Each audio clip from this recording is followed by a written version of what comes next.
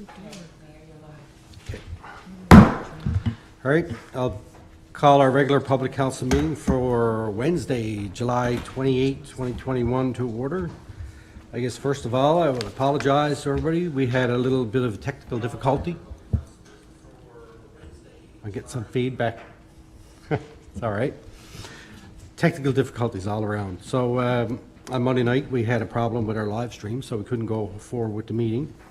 So here we are. We got a pretty, from what I've seen, a pretty short agenda, so hopefully we'll be able to get out of here, and maybe we'll be up and get a chance to see the Folk Arts Council up at the History House before they're done. So with that, I would look for new business, and I will start with Councillor Thorngoss. Okay. Councillor Pollard. Pass.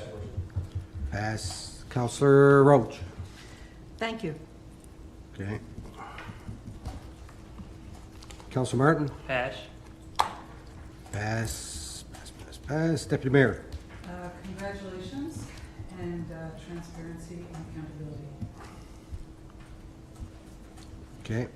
I got a condolences and a congrats. I don't really remember what the congrats is about, but I think I'll remember by the time it comes around.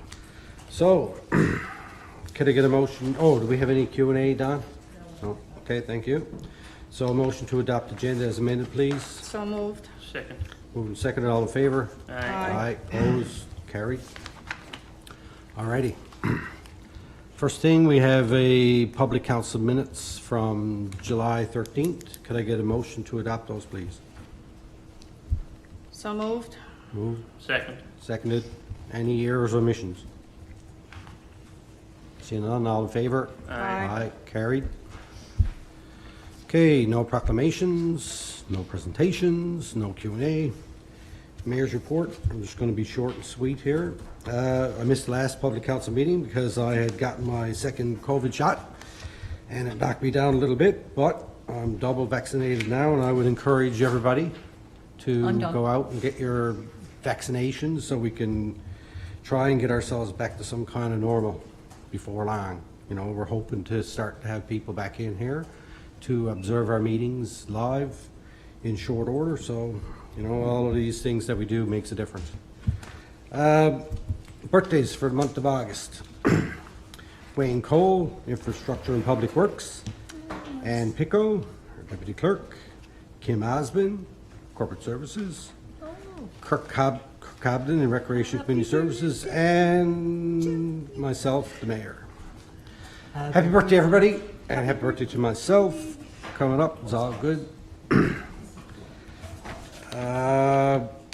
And I would just, and I briefly mentioned this a second ago, but I would encourage everybody to keep an eye out to the town social media and the Folk Arts Council social media for, and their sign on the side of the road to let you know when they're playing some performances. I picked up a performance on Sunday down by the beach, was really nice, and this evening they're at the History House, and I think last night they were at the community center. So they got lots on the go. They got some really good youth ambassadors this year, so it's worth your while to get out and take in a show and support the Folk Arts Council where you can.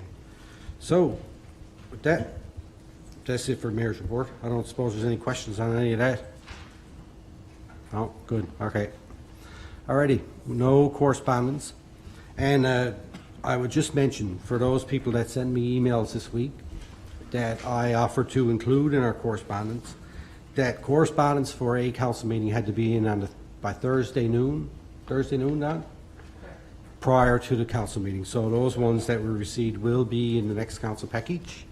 And but it won't take 2 weeks for us to deal with them. They'll be passed on to the appropriate committees or whoever needs to see them to deal with that business if it needs to be done right away. I thought it was the Monday at noon of the council. Thursday. Q&A is different. Q&A is different. Correspondence is Fair ball. Thank you. What's Okay. the difference between Q&A and correspondence? if you got a correspondence, you want to send it in for a Q&A, you can send it in during the council meeting, right? But Q&A is, was designed to answer short questions for residents based on what's on the council agenda. So it's hard to ask a question on what's on the agenda until the agenda goes out, and that's why they have to be in prior. So when you say correspondence, what do you mean by correspondence? Like when someone sends an email about, say, road safety or whatever, and we will usually go back to them and say, would you like this included in the council package as a correspondence? And if they say yes, if it's before the Thursday before the council meeting, we will forward it on and it will get added to the council package. And then if not, we will Oh, I'm go to the following next you. one. Okay, thank you for clarifying. I know exactly what you're saying. Okay. All right. Committee of the whole, or committees of council. Committee of the whole minutes for July 19th. Could I get a motion to adopt those, please? So moved. Second. Moved and seconded. Just, I think in item number 2, I think the mover was Deputy Mayor and not Councillor Roach, but I could be wrong.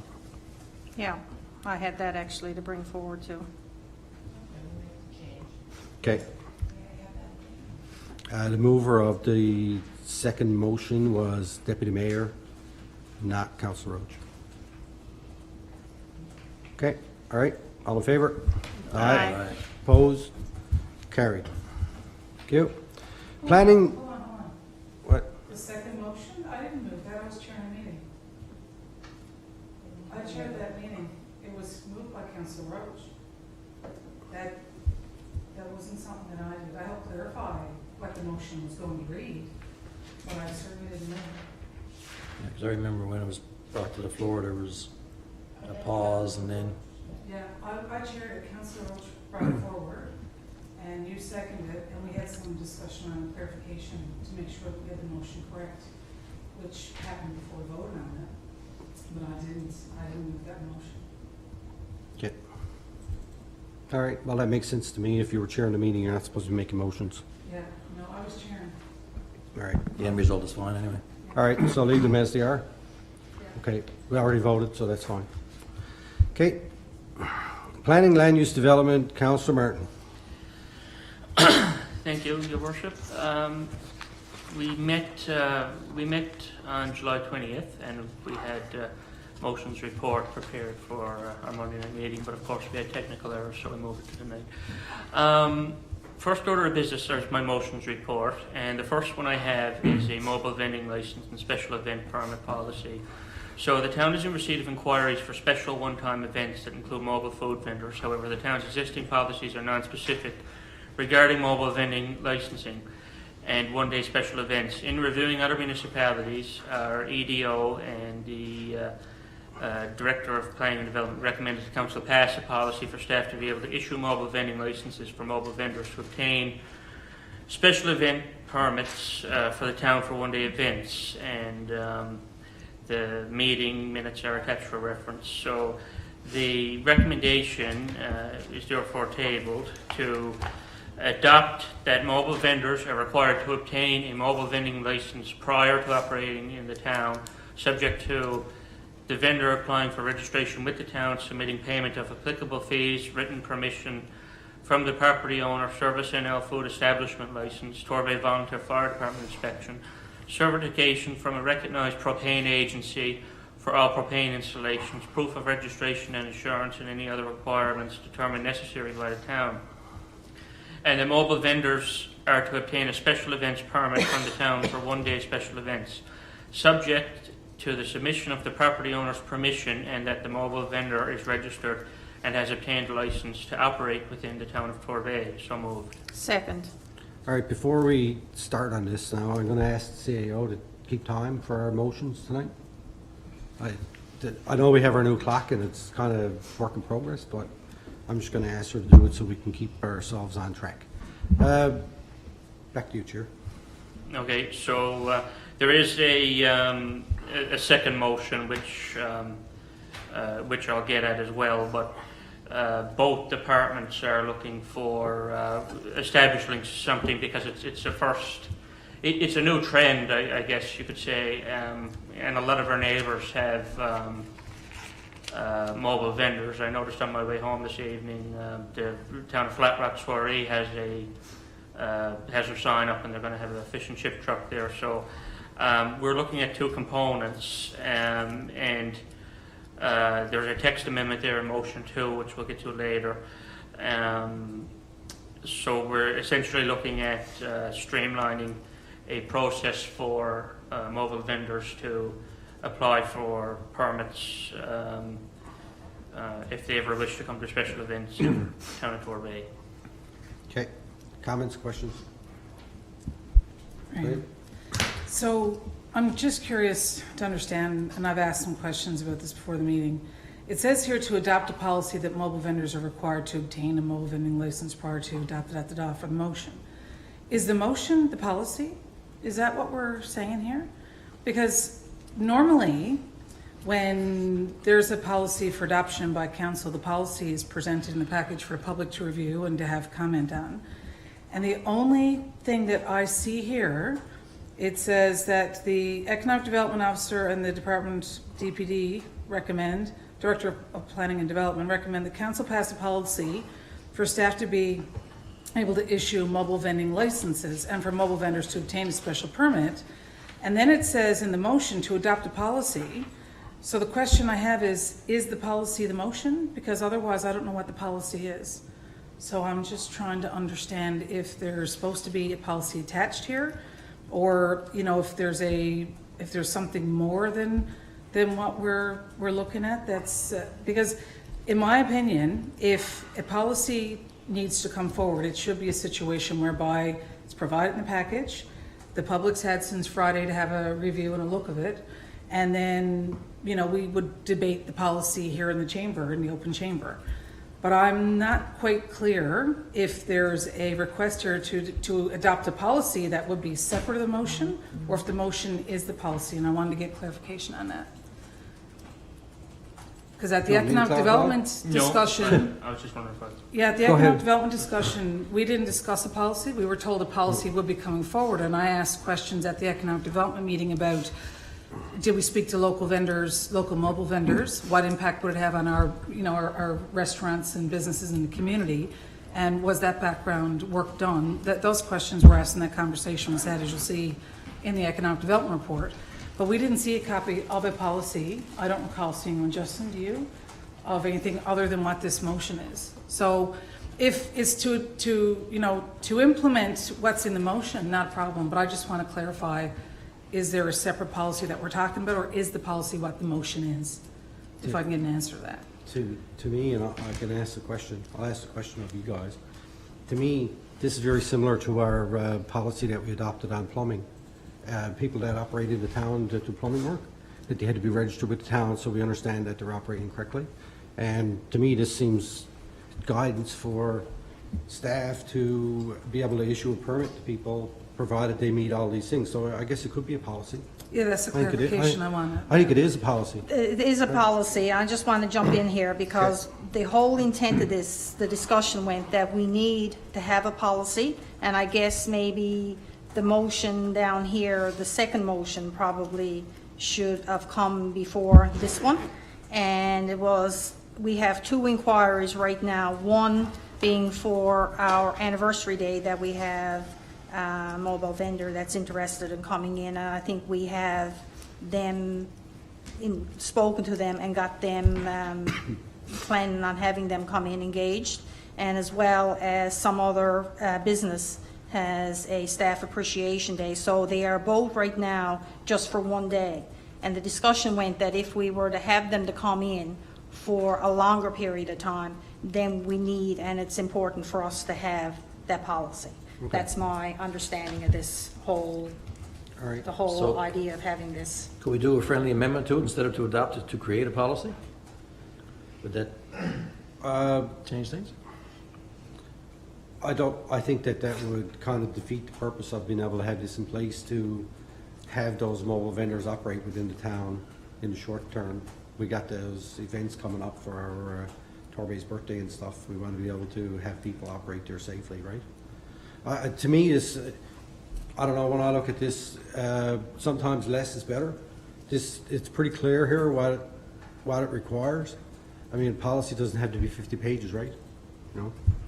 Yeah, and all I'm asking is for clarification, because if the policy that we're going to follow is what's here, then I'm okay with that if it lays out the steps of what is expected to happen. But I just want a clarification, because it says here to adopt a policy, and the next motion I'll deal with when we get to that one. But I just wasn't sure when I read this, when it says to adopt a policy, that if the policy is what we have written here, black and white in front of us, I'm fine if that's what we're implementing.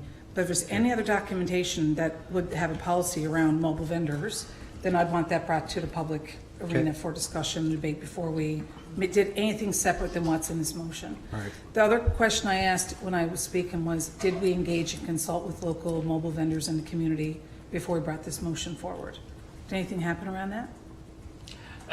Well, before I get into your second question, your first one, the mayor and Councillor Doran Goss kind of summarised what I was going to say, so I won't reiterate what they said. But basically, it's, you know, this is our policy to get the ball rolling and get this started.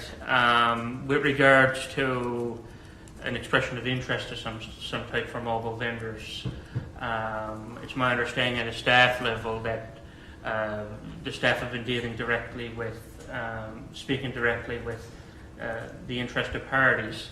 No, I'm asking if we had consultation with our local Torbay mobile vendors that we have in the town before this came forward. Well, this right here is basic requirements. You know, we're not going to meet with local mobile vendors on permissions for service, food establishment license, propane certification, and insurance. Like, that's all necessities, bare necessities. You know, I'm sure staff are dealing with it, and once we get this up and rolling, that will all come into effect as part of our of that component when we roll it out. Then we bring that back to council for Then we bring it that. back to council for Yes. So before this motion came forward, there was no engagement with any of our local mobile vendors in our community. That's correct. Yeah, I guess. Yeah. Well, the director is not here to speak tonight. She's away. So And the intention of this motion is to bring in outside mobile vendors. Deputy Mayor, I think your for time is probably events. up. We're off to Okay. vote now. I just want to ask And a I want us to question. go So- back to the Just- motion, please, just, and uh, call for Councillor Roach? a vote. Just a second. No. Just to clarify, Councillor Roach, is it okay if Yes. I'm going to speak?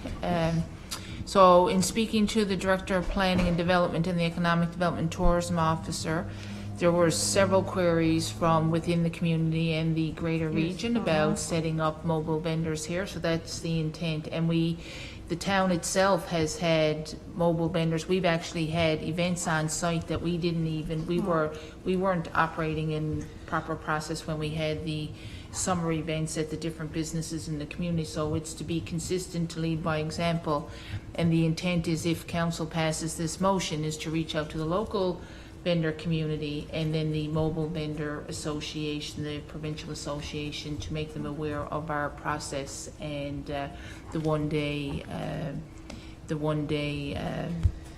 I guess permit for Torbay's birthday and then into the future. So there was some discussion, but not every vendor business in the town. All right. So can we call it a question now? Hang on, no, it doesn't. Oh, sorry. Do anybody else have any comment? So my understanding, this will really be a two-step thing with the President. I don't have a problem with it in terms of putting something in place so that we have some guidance in the immediate future. And then the next motion, I know I'm speaking to before we get to it, is really the longer-term view. We're doing this as let's get something in place now so we can cover off in the short term, and longer term we're going to have a revision of the policy. Yes. Yeah. Yeah. Okay. Question? All right. All in favor? Aye. Opposed? Carried. Thank you. So that will at least get everything started. The next one is a development regulation, Torbay Development Regulations 2015 to 2025 text amendment. Define, classify, list and determine conditions for mobile vending and outdoor market uses. The background: the committee recommends that the town amend and clarify the text of the Torbay Development Regulations 2015 to 2025 to define, classify, list and determine conditions for extended long-term mobile vending and outdoor market uses for council's considerations. Therefore, the following motion is tabled. Motion to amend the Torbay Development Regulations 2015 to 2025 to more clearly define, list and determine conditions for extended mobile vending and outdoor market uses in Torbay. So moved. Second. Moving secondary, comments, questions? Okay. Question. Forgive me, I'm just curious, do we have clearly defined locations that we're looking at here? I think, and from my experience with amendments to regulations, is that the regulation itself, the amendment, text amendment, would refer to a policy, and then the policy is separate, right, from your regs.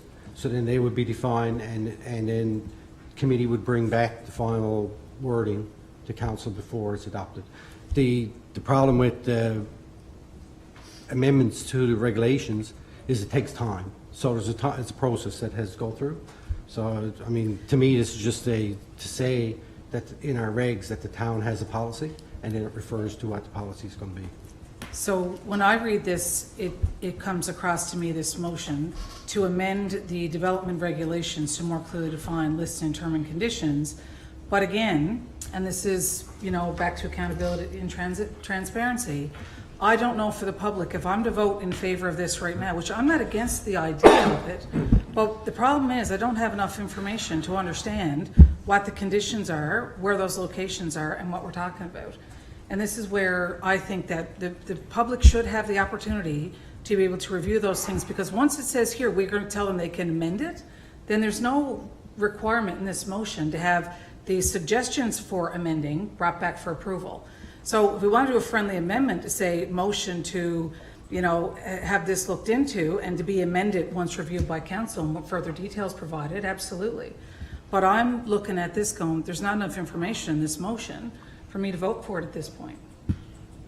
Deputy Mayor, that would be the intent to bring it back, because as you mentioned, it has to be the locations, or has to be the definitions, it has to be researched, and obviously the information would come back to council via committee.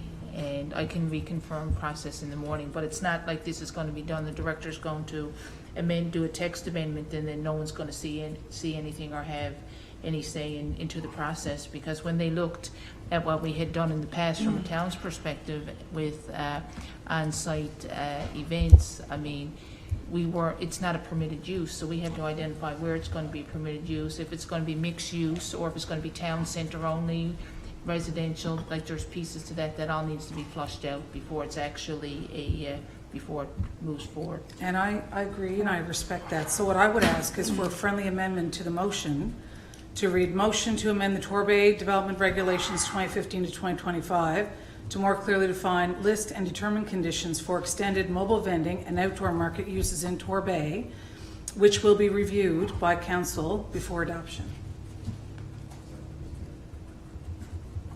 Director Winter just indicated he wants to speak.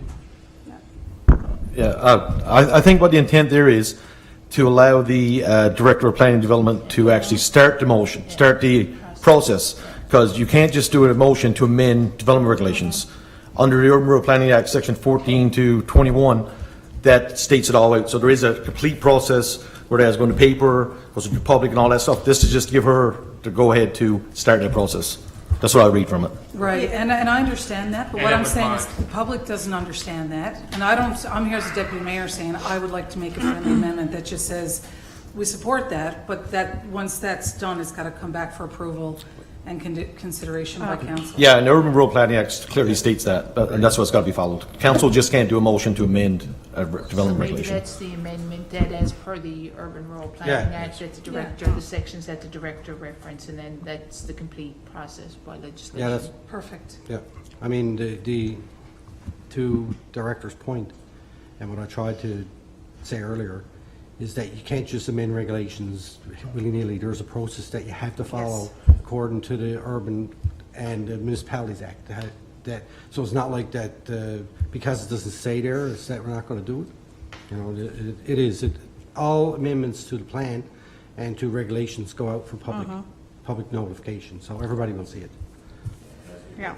Yeah, so we can add that there as per the Urban Rural Planning Act, and then we can add the sections in after. Everybody okay with that? Okay. Perfect. All right, so any other questions? No, I just wanted to say when Director Brian. Winters jumped in there that was the intent. I mean, everything that we've had, any changes, amendments, regulations, they all came back to council, and it's been advertised, what have you, before it actually is, motion comes back to council. So this motion probably should have been before the other one. So it's pretty straightforward what the intent is. Okay, all right. Good, so all in favor of the amended motion with added the piece in about the Urban Rural Planning Act reference? Okay?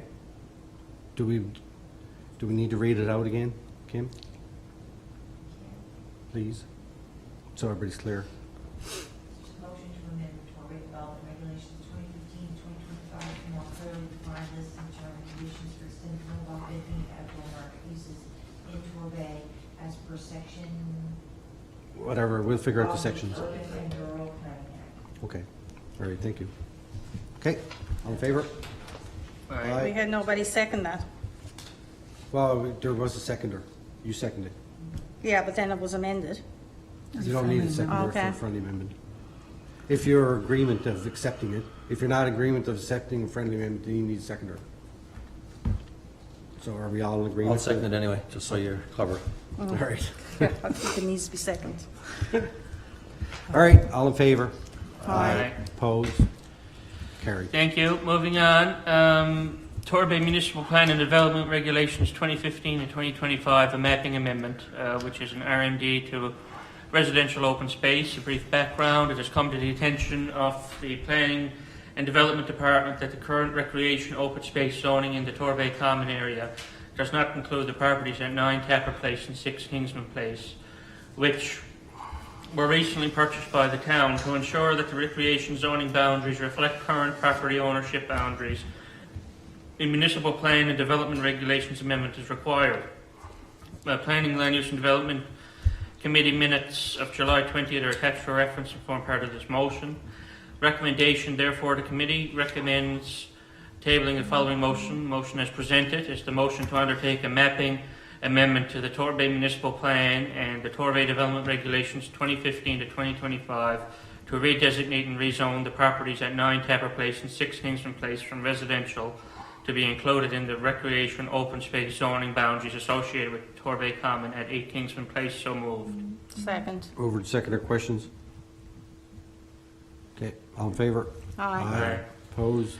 Next one is permit listings. Background: attached are permit listings for the period of July 6th to July 22nd, 2021, which form part of this motion. Recommendation: the committee hereby tables the following motion. Motion as presented is motion to accept permit listings for the period of July 6th to July 22nd, 2021 as presented. So moved. Second. Moved and seconded.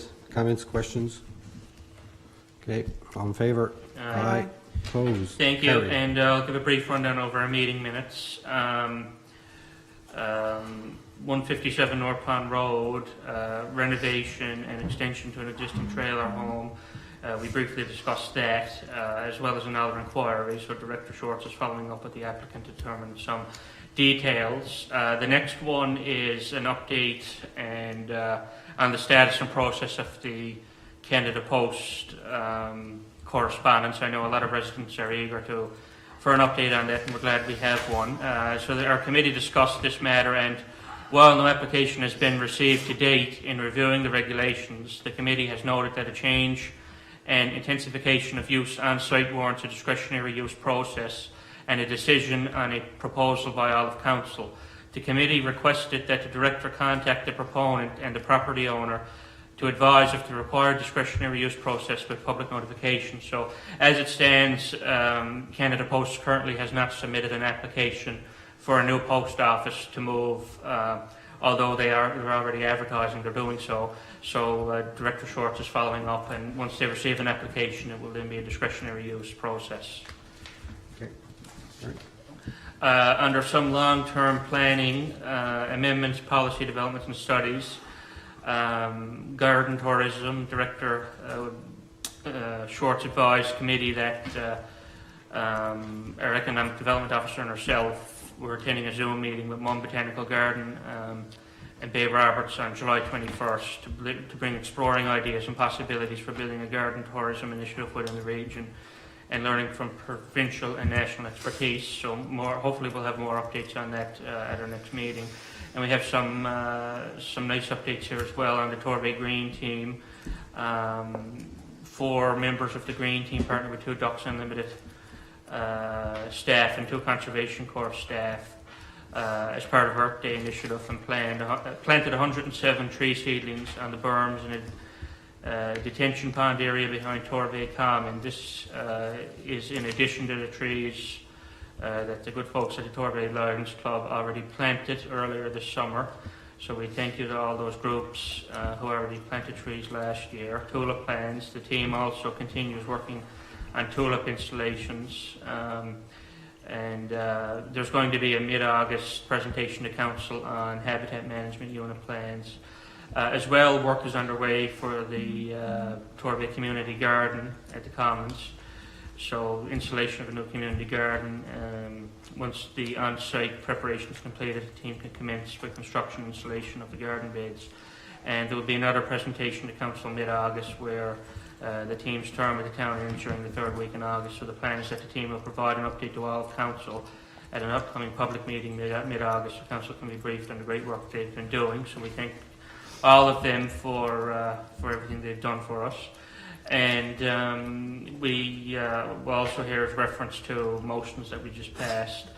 Municipal Enforcement and our Protective Services Report number 14 to July 12, 2021 is attached. And we also have some notices of appeal.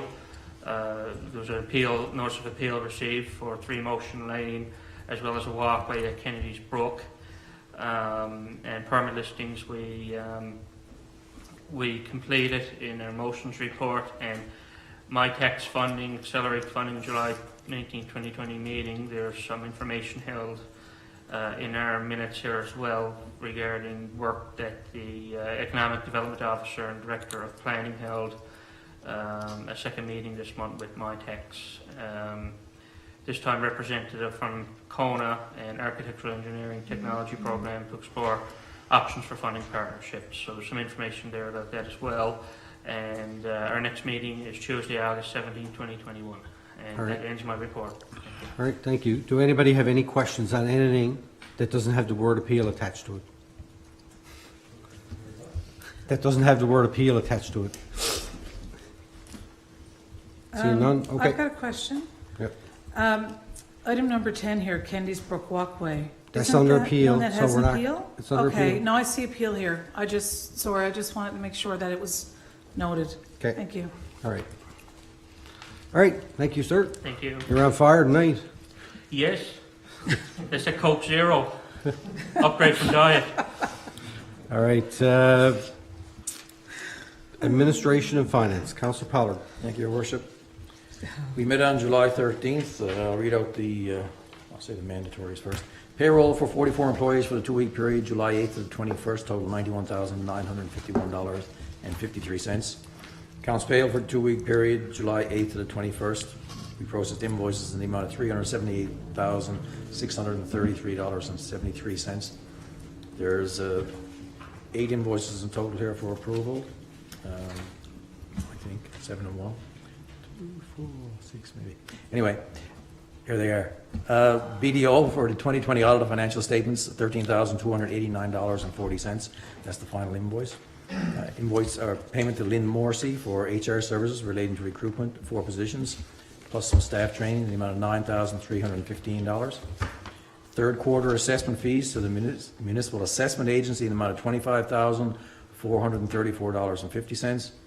Receiver General of Canada payroll remittance, July 1st to the 15th, in the amount of $42,515.24. T2 Ventures, garbage and recycling collection for June, in the amount of $45,418.10. Trio Benefits, group benefits for July, in the amount of $13,128.39. Triware for prepaid IT support, in the amount of $5,750, for a total of $154,850.63. So moved. Second, there's another invoice for Grand Concourse down Sorry. below. Tell me. No, that's Capital One, no. Okay. Moved and seconded. Comments, questions? Okay, all in favor? Aye. Opposed? And one capital invoice for Grand Concourse and Trail Maintenance in the amount of $5,347.68. So moved. Second. Moved and seconded. Comments? Just one quick question. Yeah. That's a regular status quo item, right? That's already been budgeted and allowed for? The trail maintenance, yes. Yeah, thank you. Okay. All in favor? Aye. Aye. Opposed? Carried. The, our meetings are starting to take a little more format now with the separation, with the, Mark joining the team here in Torbay, and we're managing to have regular HR meetings and finance meetings on separate days now to cover off as much as we can.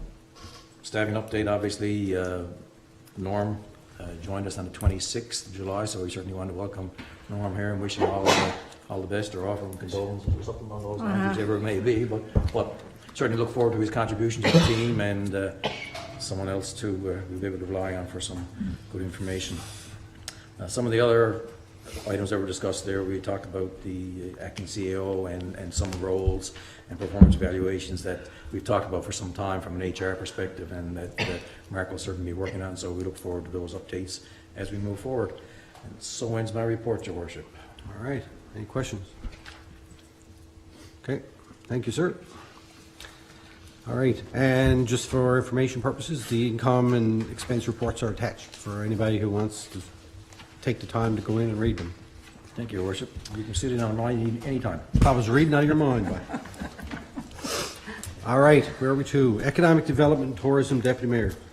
Thank you, Your Worship.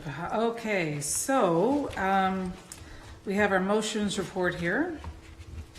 I'm going to open this one up. All right, the motions report. It is for the Torbay History House and Museum Board of Directors. There were a total of 8 applications that were received through the call for the Board of Directors. The committee reviewed all applications thoroughly and discussed the varied skill set of each one in relation to the board development required. The committee had no concerns with the proposed applications and support moving forward with a motion for council to appoint the following board members. So the motion reads, for council to appoint the following persons to the Torbay History House and Museum Board of Directors in alphabetical order by surname: Mary Burgess, Annette Conway, Jerry Hayes, Lara Maynard, Anne Marie Reddy, Brenda Rowe, Ralph Tapper, and Ross Thornhill. So moved. Second. Moved and seconded. Comments, questions? I'll have a couple of comments Right. quick. When I joined this council almost 4 years ago now, I came into a council where we had purchased the building. We were in a place where a call had been made out for interested volunteers, and time ran out, as I understand it, of that term of council before this process was able to be finalized and for the plan to be in place for where things could be. When we took over this council, the History House, we worked to find the funding to put this in place and make sure that it was an investment that was cost shared with the provincial and federal government. We've now got a letter of offer sent out for a museum curator, which I've reviewed the resume, and a fabulous person that we're looking forward to hopefully accepting the position. And now with this potential board of directors in place, we've got some really good, strong leadership here, and different people of different interests and skill sets around the board to lead this into a next council. So with the adoption of the board of directors tonight and the implementation of the position, and now with the good work that the Public Works Department have done towards getting things ready to move, the timing on all this is coming together really nicely. So I'm looking forward to council's support. I'm happy to answer any questions that you may have, but looking forward to council's support to get this board and director in place tonight. Councilor Martin? Thanks. As a committee member with Deputy Mayor, I'd just also like to reiterate a thank you to all 8 applicants that have applied, and wish them well in their positions coming, and I'm sure they'll all excel, and thank them for their contribution to that facility and their interest. Okay. Anyone else? Now, to reiterate without getting into the same thing as Councillor Martin said, I guess we received 8, and we could take up, my understanding was it to 11? 11. And it's too bad that we never had a few more. So because there's always comes the issue with having meetings and what have you, people not being able to make it.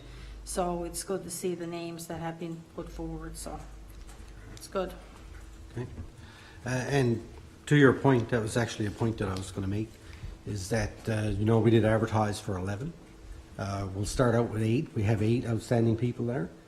I think part of the issue is the fact that it's not open yet. So once it's open and these people get to work and they start programming it and people find out the benefit that the History House is going to have, and then interest will grow and people will get there and they'll say, yeah, I want to be a part of that, and then probably they'll be able to expand the board up to the maximum amount of 11. And you know what, if they don't, I have no concerns. These people here are certainly capable of moving us in the right direction, so I'm very happy about it. All right, all in favor? Aye. Opposed? Carried. Thank you. All right, so let me get back here.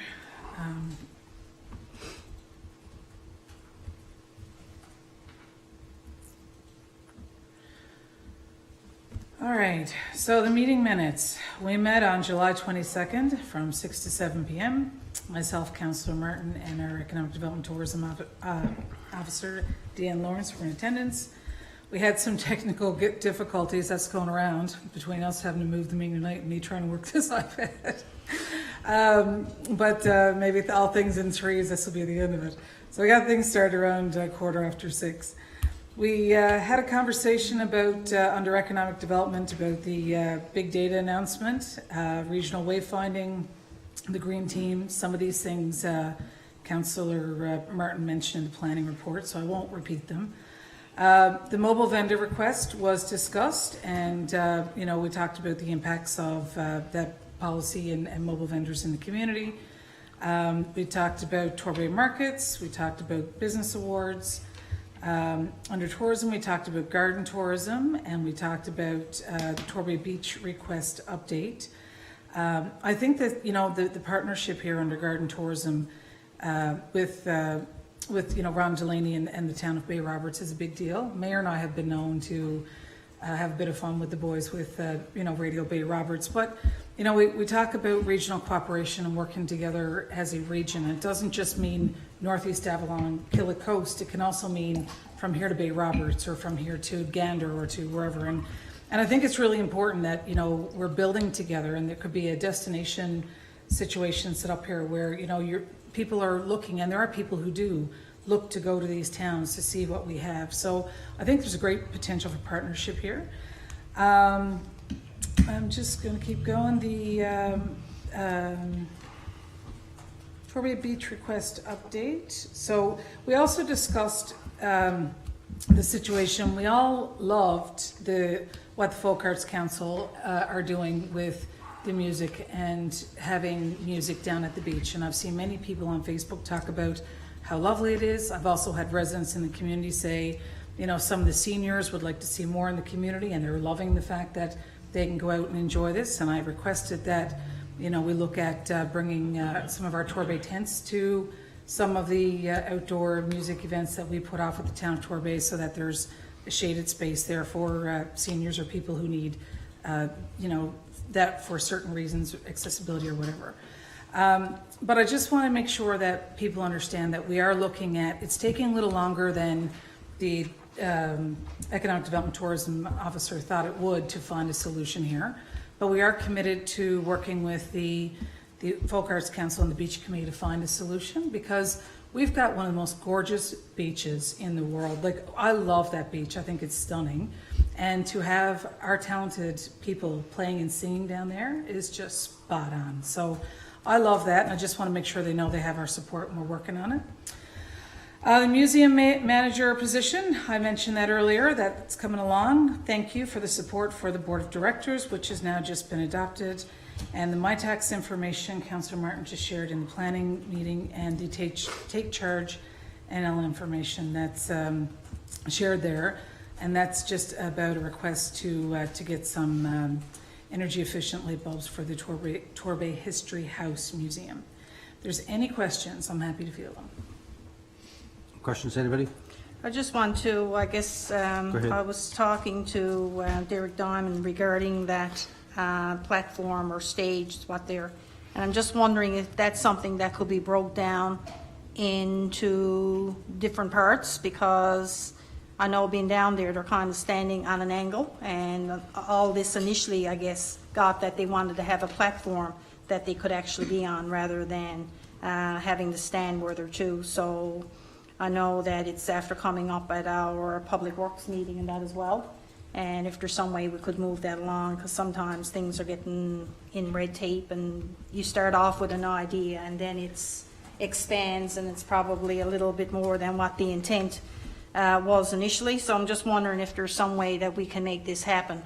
Because of all the groups and volunteers that we have in the community, this is a group that's out and 3 or 4 times a week they're volunteering and making things happen in our community. So Yeah. I think that there's a way of being able to move forward on this.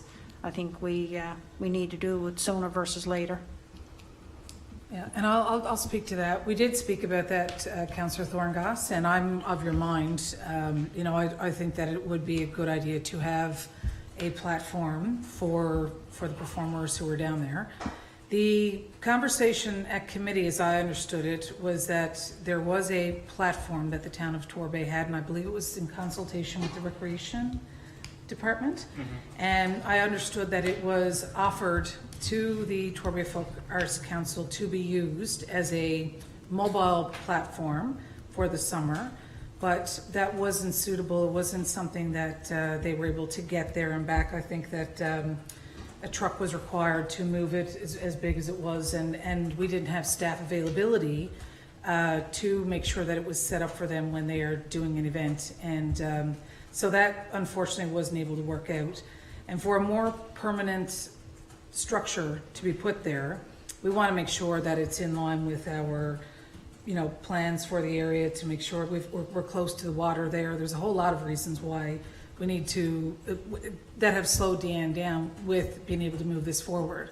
So I think that if maybe we could, you know, there is a public works component here, there's a recreational component here, there's an economic development component here for sure.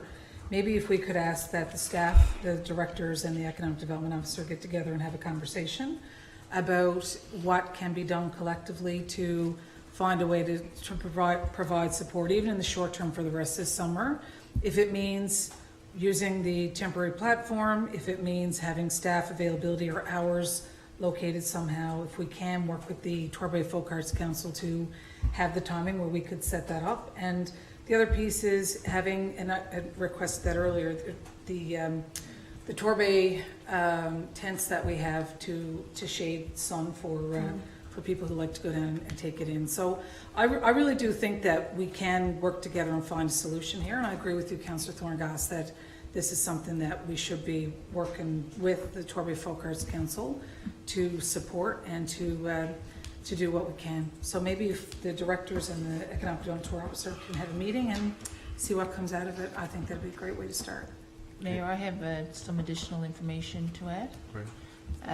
So the planning department is also involved because the land in question it's determined that it's Crown land, and it's also within a management unit as well too. So Right. we've been talking to the Stewardship Association on permitted uses. The other piece that we need to look at to make sure there's no conflicts is many years ago we had an appeal of a resident that put a platform in the conservation zone, and they ended up having to remove it. So we don't want any conflicts with any action that we're doing with the Folk Arts Council and the Beach Committee to conflict with our stewardship plan in addition to the zoning. But it is Crown land, so we'd be looking at a license to occupy as well too. So Okay. there's many facets there, but I can tell you that the Planning Department, Economic Development, Public Works, and Recreation, they're all working together to find a solution. It is taking a bit of time, but so we're working through it. All right, thank you. I can understand I know exactly the platform you're talking about that we have. It's those two, probably 4x8 black platforms that are heavy, and it would be no good down there because the ground is not, they had to be laid on flat ground, right? So I could, and I was down there Sunday and taking in the entertainment, and I was talking to Derek Diamond about that, and he asked me to mention it. So I'm mentioning, right? Yeah. I just think that there's a lot of factors involved there, but let's not take a thing that should be pretty easy and blow it into something that could be, not saying that we're doing that, but sometimes things have that ability to happen, right? And particularly when you're dealing with conservation zones. I do know that passive recreation is allowed in, and if that could be classified as passive recreation, I don't know. But it's certainly cultural and tourism. There was something else I was going to mention. Unless, anybody else have any comment on anything? I just wanted to mention the big data regional demographics project.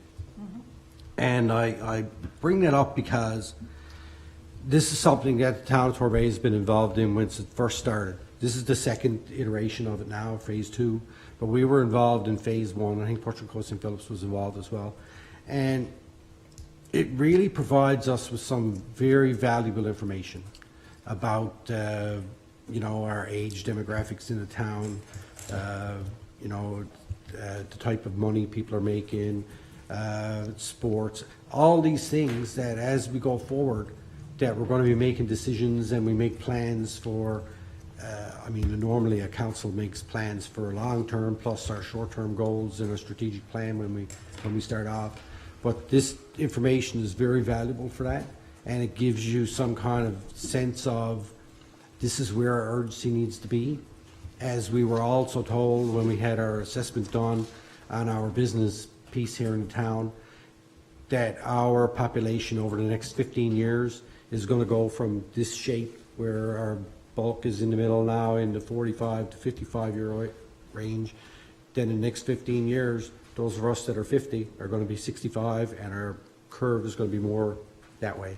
So we need to plan for that and make sure we have programs and services and housing and whatever for people of that age in the 65 and older age range.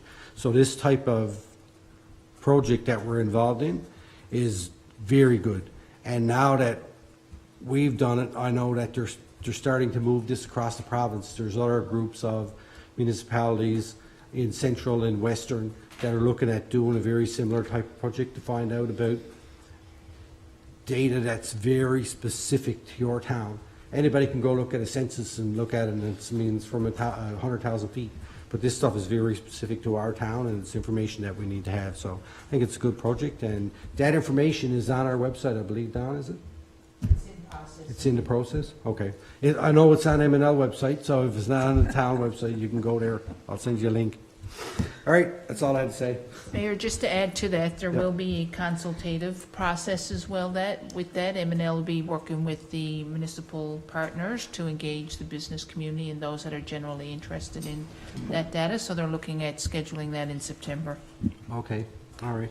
And to that point about how it is, True Brand Lab at MUN, when they were assembling all this data, the big selling point for us at the time was that eventually they're going to create a system that if you get an application comes into your town for a business, that you can put the information in there and it'll pump out the potential customer base, how much money it's going to generate for, like it's very powerful stuff, and that certainly can help us in our planning situation. So anyway, it's all good. It's excellent. You done? And my report, thank you. All right, thank you. Where about you? All right, Infrastructure, Public Works, Councillor Thorngass. Okay, we had our meeting on July 21st. Myself, Councillor Pollard, and Director Winter. History House. I've got a motion here, actually. The work on the interpretation portion of the project is continuing, and the roofing contract was recently completed. The contract to complete interior renovations and exterior site grading was awarded to Borealis Consulting, and there were traces of asbestos found inside, and I've got a motion here to accept change order number 1 to allow Borealis to engage an asbestos abatement contractor to remove asbestos containing material as required in the amount of $4,850 plus HST. The additional cost keeps the overall project on budget, and by providing this approval, the project can stay on schedule. So moved. Second. And I'd just like to say that I saw something in an email somewhere along the way that was going to take a couple of weeks to do. So, Councillor Pollard, 2 weeks, I think it was, yes. 2 weeks, I saw it somewhere too, but yeah, I don't see it in here don't in the quote me on that, minutes. but it's a shorter period of time than if we take longer than 2 weeks. Okay. Any questions? To me, you know what, I don't mind seeing change order number 1, particularly as long as this project has been going on now. And hopefully we don't see change order number 2. But, I mean, asbestos is not much you can do about that. We're dealing with an old building and it has to be done, so. Anyway, that's all I got. All in favor? Aye. Opposed? Carried.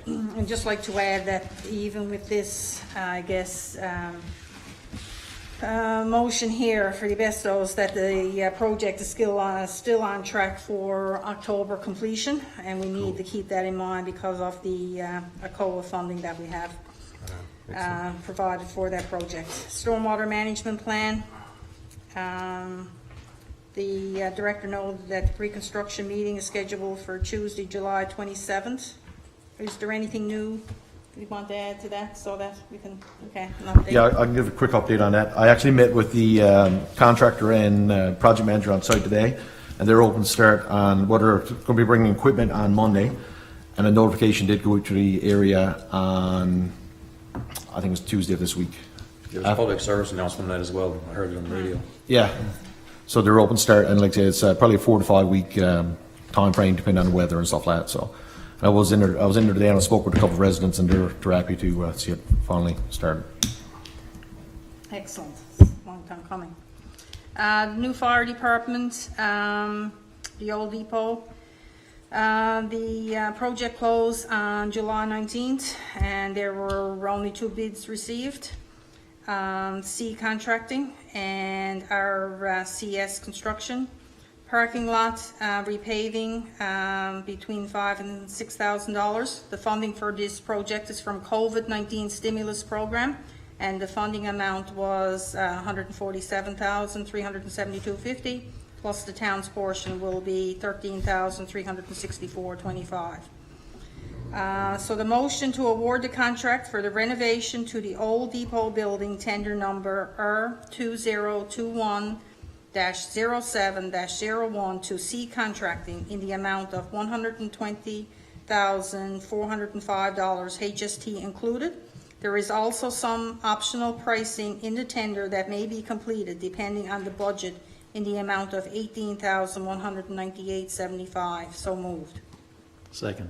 Moved and seconded. Questions, comments? Just one comment. I'd just like to note that it's nice to see that we're potentially, I guess, passing a motion to a locally owned company to do such a major project. So I just want to note it's nice to see that someone within the Torley boundary is doing it opposed to someone outside. And that's all. I'm in support of it. Okay. Anything else? Okay, all in favor? No, Go ahead. question. Councillor Thorngass, can you explain the optional pricing in the tender that may be completed depending on the budget in the amount of $18,000? What is that? They had some specifically? flooring and that they want to change, is my memory. Epoxy flooring? Yeah, that's correct. So what we did in the tender, because we only had a limited amount of money, and the fire department had a couple of different wants. So the extra wants that they wanted, we added in as optional pricing. So if you add the 120 and the 18, plus the 5 or 6 for the actual parking lot area back there, we're still below the 147. Right. So the optional is epoxy flooring in the main, And the door opener. main garage and the door opener. Okay. But like I say, so if the budget, because once we get into it, and as you know, with any renovation, we're seeing in our history house up there, things tend to get a little higher than what was initially anticipated, or things change, that we're going to leave those till the end. So that's why the reason I say if the budget allows. So if everything else is done and we still got budget to do that, we will do that. Okay, so should we have a friendly amendment here to say what those are, or? I'm just thinking for the public, when someone looks at this and they say, well, you're awarding this much, but then you've got an optional $18,000, $20,000. I can see someone come back and asking, what is that? And if we don't have it in the motion, that, what that optional pricing was for, then I just think it's important for us to be clear. It's in the preamble, what It says there, motion you want to. epoxy floor and out-of-door opener. Yeah, it's in minutes above, actually, yeah. Right, so, And it was in- okay, so those are the optional items there. Yeah, sorry, yeah. Okay, I'm cool with that. I Yeah. just, when I was looking at it with the motion, it didn't. And it was in the public tender as well, so anybody could see that from the Yeah, start, right? So- perfect. Yeah, All but right, it is thanks, listed there. Brian. Thanks, Mayor. No Appreciate worries. it. Oh, Okay. good. All right, all in favor? Aye. Opposed? Carried. The flow meter, that's, note the waiting on an update from Wood. Peck is continuing on the design of the salt and sand building.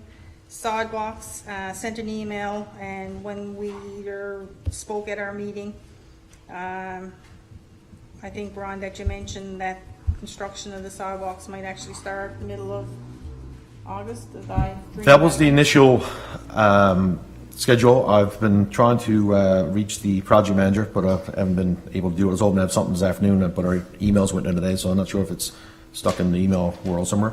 But I do know the contracts have been sent to the contractor for signing and everything, so that's the sign that stuff's moving. As soon as I have a hard date on it, I'll certainly send an email to everyone. Get something, Yeah. so sooner the better. Yeah, because I know everybody's want to see that moving. Okay. Traffic calming, the director noted that the paving contractor is going to be on site later this week to install the remainder of the permit, speed bump pumps, and raise sidewalks. And I know there's been a lot of emails going back and forth with regards to the speeding of that on Balling Line and Indian Meal Line, and I guess after that accident in on Indian Meal Line this week, that it's more of bringing it to people's attention, more so than what they had talked about. I know than speaking to a resident in there on an ongoing basis, he said that if something wasn't done about the speeding, and that's not to say that that car was speeding, but it's being a concern of theirs about somebody getting hurt. And I know that a few people have mentioned to me that they've saw a difference since the radar signs went in there. I guess the director has reached out to Harbourside transportation consultants to provide a price and study to determine solutions to the speeding and shouldering issues on the Balling Line from the bypass road to Upper Three Corner Pond Park. And the email committee discussed an email provided by committee chair in relation to a discussion that I had with the MHA regarding speed calming on the Balling Line. And he put it in writing that I guess one of the things that he would like for us is a motion in order for him to go to work service and transportation to be able to ask for speed bumps. And this is for the department to install the speed bumps, not for the town of Torbay to install the speed bumps. So a motion to write. Councillor Thorngas, before you bring that motion forward, myself and the mayor both live on Balling Line. There's no conflict there. I just want to be sure I've asked the question of council to ensure that there's no conflict for me to vote on this motion where I'm a resident of Balling Line. And the gentleman that you're speaking about lives right across the road from the two of us. So I think just for the public record, it would be a good idea to ask for a vote of council to note that Mayor and I are not in a conflict of interest before this motion, before we're asked to vote on the motion.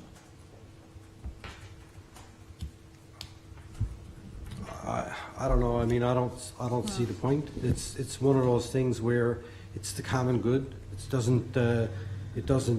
not specific to me or specific to you, excluding others.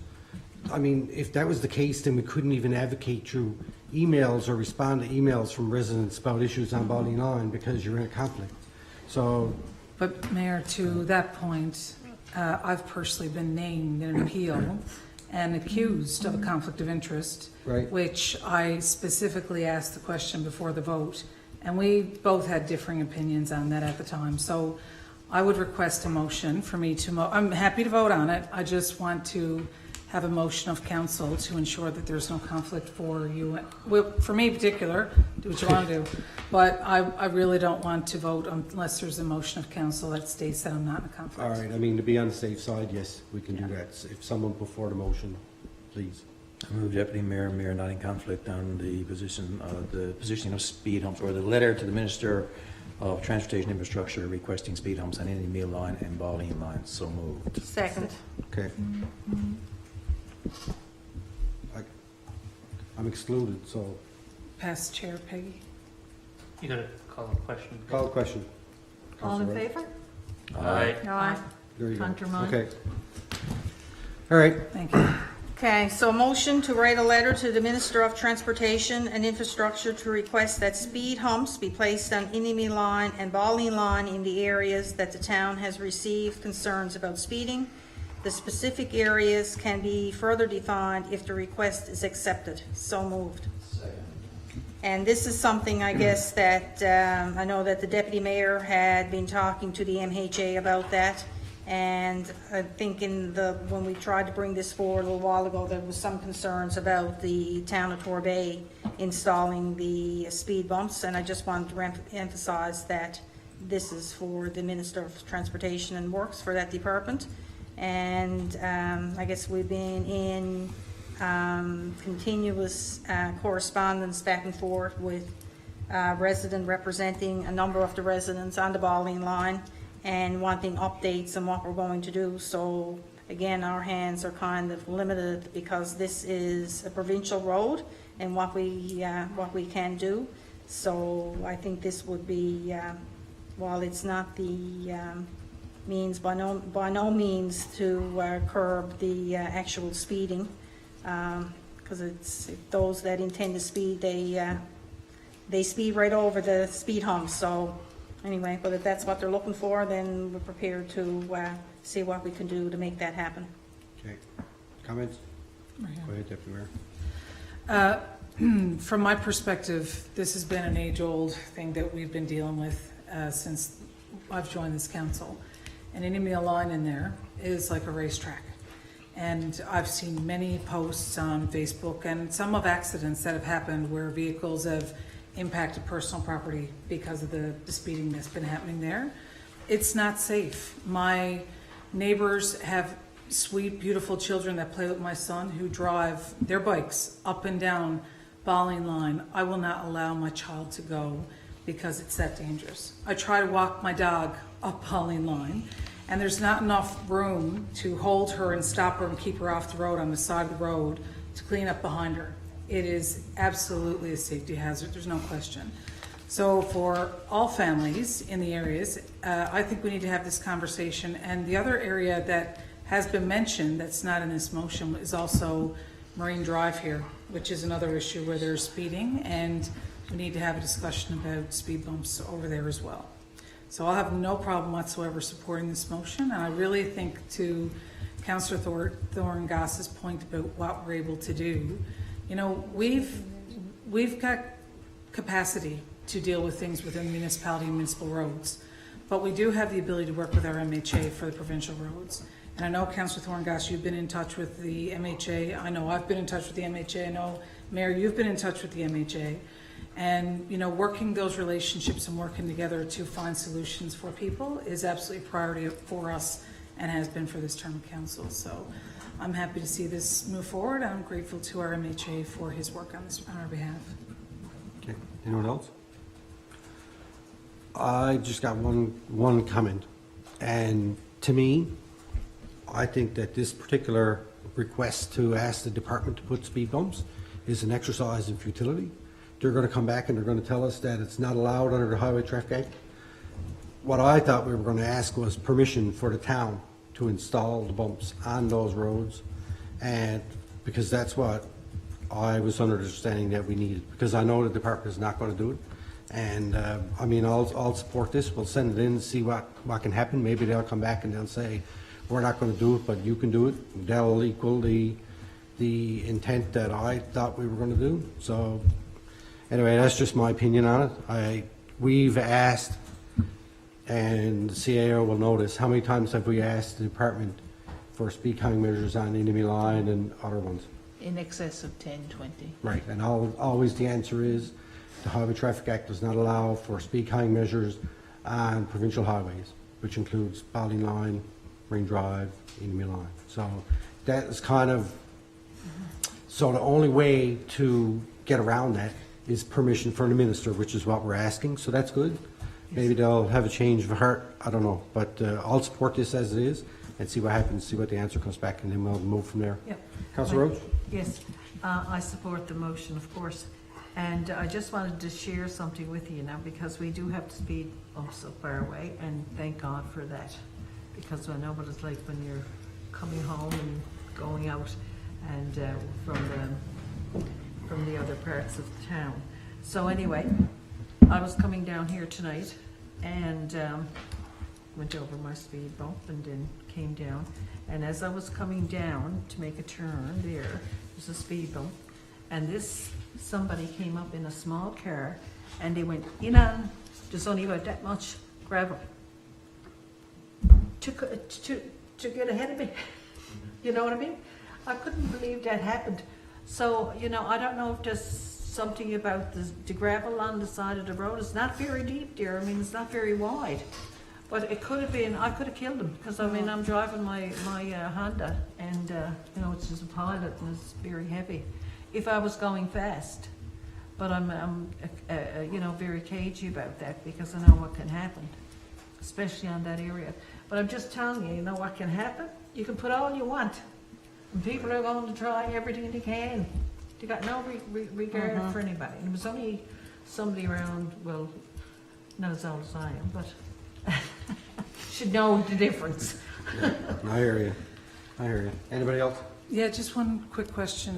Where I mentioned Marine Drive, could we do a friendly amendment to include Marine Drive? It's over by two of our schools, and we've got some serious speeding issues that have been happening over there as well. There's no harm to add Marine Drive to the ask, especially with the speeding issues that have been around the high school. We've got an elementary school there to add to the ask. Right. I don't have an issue with that. Do you, Mary? No. Tony? It's your motion. Well, I'm fine with it. Okay, all right. So we'll just add that. We talked about that, and it's just that we hadn't received the Right. same issues or correspondence from residents that we had in those Yeah. two areas. And I guess within the Indy line, the last council basically had been told by the minister, there was a meeting with the past mayor, and I don't know, CEO, if you were part of that, but a couple of the residents, and they had talked about giving approval, but the communication never got down to the deputy or right down the chain of command, and nothing happened. So this has always been something on the go in there. So, and I have no problem with including All right. Marine Drive. Okay, I look forward to signing that letter tomorrow and sending it off. How about Torbay Road, if we're going to... No, I'm No. not going to ask you for Torbay Road. There's two schools directly in Torbay Road Yeah. too, so... Well, we already spent probably 100 and some odd thousand bucks putting those two Lights.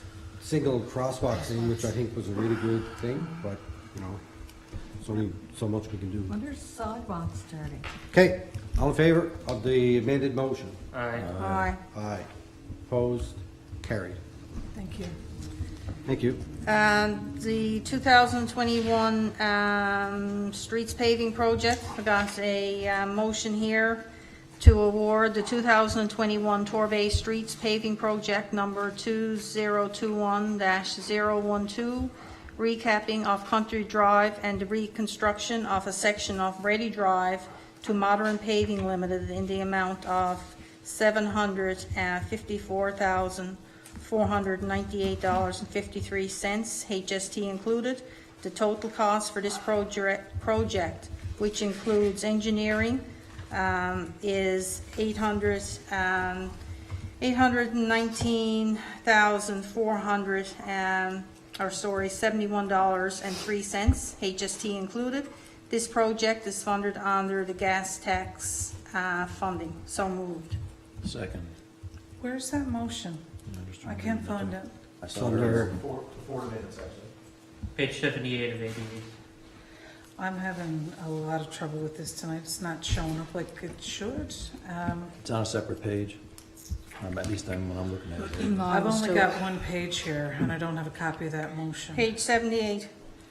I only got one of 5 of the PDF isn't opening. I tried in the beginning, I couldn't get it to work, and I'm looking here, I'm only getting into each one in the pieces, but I don't have You it. can look at my, Thanks. Sorry. no problem. Works perfect in iCompass. Listen, it's one just- of those nights with me and technology. just saying. Don't have too many of them. There's even little links there you can click on to go right to the page. Country Drive, okay, ready to drive. Yep, no problem.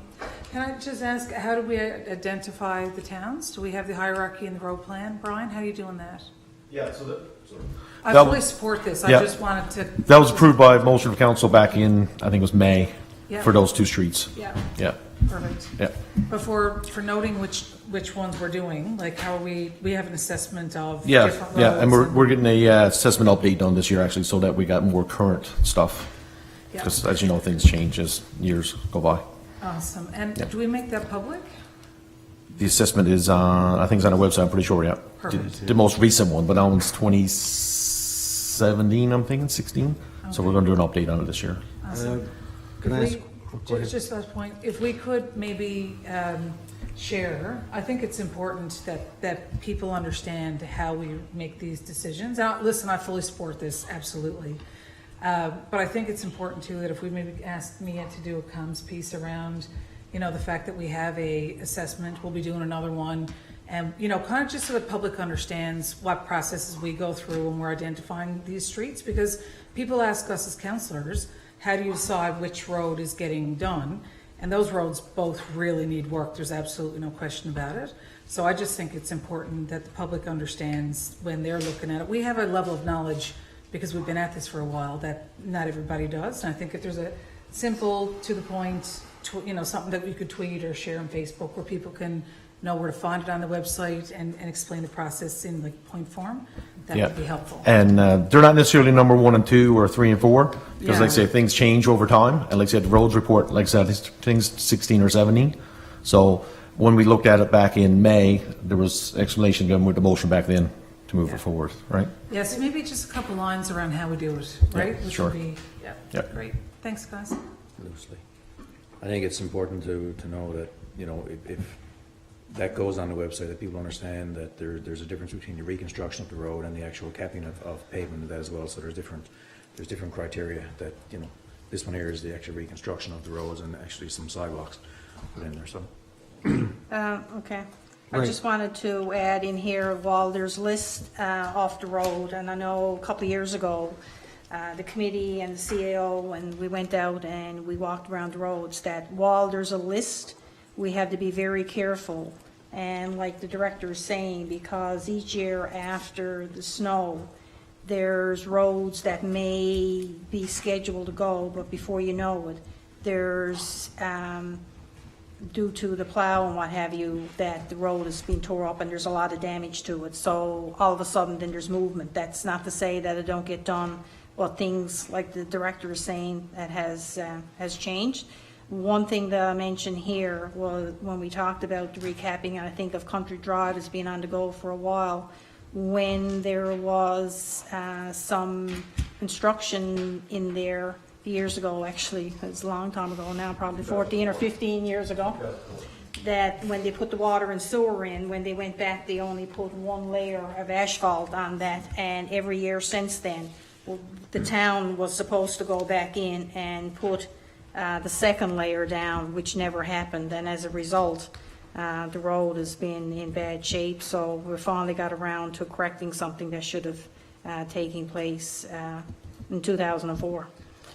That's good. Okay. So, before we go on, I just wanted to make a quick comment, and that's on the roads report. And I think that, to your point, it's important, and there is a disclaimer on there to say that this is a guideline, and that things can change. Because one of the things that jumped out at me when we got that done in 2018 or whatever it was, we got it done in 2016, we had just paved Man's Lane and put sidewalks down. We had just done it. And it was higher up on the list of the priority to be redone than some roads that were falling apart. And it's not that it was higher priority that it was going to get done first, but the fact that there was sidewalks on it and there was curb and gutter and there was other things that are involved under the road. So in particular in areas where water and sewer runs under the streets, those get certain higher scores on the assessment as opposed to a road that doesn't have it. So it's kind of, it can be a little bit misleading and give you a bit of a misunderstanding of why is this road going to get done before that one? Well, that's not the case. It's not that it's going to get done. It's just that it has certain other aspects associated with it that makes it more difficult and more of a higher priority to keep one eye on. Am I right on that, Brian? Yes, that's right. And actually, I got a report in there. 2016 report was done and released in 2017. And it does, like I said, it gives you the criteria methodology of different levels why this is being done. And then, like I say, it's what's going to happen too is you're going to see different roads. Like I say, it might be number 5 on the list when we publish it, but number 10 might get done before number 5. And the other thing comes in too is that there's only so much money that town has got a budget for it. So we sort of play with the numbers to try to fit so many as we can in there as well, right? So, and also remember that council just approved a capital works funding application as well for over $2 million for road work, which is going to be done over the next year or two. So, so if someone's looking at it and saying that, okay, my road's not being done this year, that's 9 times 10 that was on the next list to go, right? So. Okay, all right, thank you. I just wanted to make sure people are clear on that, if they're Yeah. going on and looking at stuff, that they understand what it is. Okay, all in favor? Aye. Opposed? Carried. Now that everybody's totally confused, is good. That's why I asked for comms lines. If you can't, if you can't explain something to me, confuse me. Motion recommendation here from the CAO as the town of Torbay has yet to receive its 2021 gas tax funding allocation. And in order to award the 2021 Torbay Streets paving project, number 2021-012, the recapping of Country Drive and reconstruction of a section of Ready Drive tender, that the town of Torbay pay expenditures related to the project in the amount of $166,893.87 will be deposited on the main operating bank account to cover the expenditure, and the balance will be deposited to the gas tax agreement bank account. So moved. Second. Or second or questions? Okay, all in favor? Aye. Opposed? Carried. The rest of it is basically the same. There's not much in here for the rest of the minutes that we had. If anybody has got any questions on it, am I missing anything? Salt and sand motion there, Sand. Salt and sand. right at the end. Okay. Winter sand. All right. Winter sand tender, the director provided a copy of the bid results from the winter sand tender, and that the town was part of the Department of Transportation and Infrastructure. And a motion to award the contract to supply winter sand to Farrell's Excavating Limited in the amount of $33,154.50, HST included. This is a budgeted item for 2021, so moved. Second. Moved and seconded. Questions? I just want to say that the amount could be deceiving because it's a variable cost. It's based on a cost per ton. This is what our estimated cost is going to be, so but it's tied to the provincial tender, so it just everyone knows that it's the lowest cost per ton that was awarded on that, so Okay, and we pay as we get it. we pay as we get it. All right, okay. All in favor? Aye. Opposed? Carried. Okay, I don't think everything Alrighty. else is pretty straightforward in there. I've got one quick update I should tell you. So on Tuesday of next week, our new garbage contractor is starting. So it might be just a good idea to let the residents know that, and it's just be patient because they're new to the town and just find their way around and stuff like that. So we are going to put out a notification as well.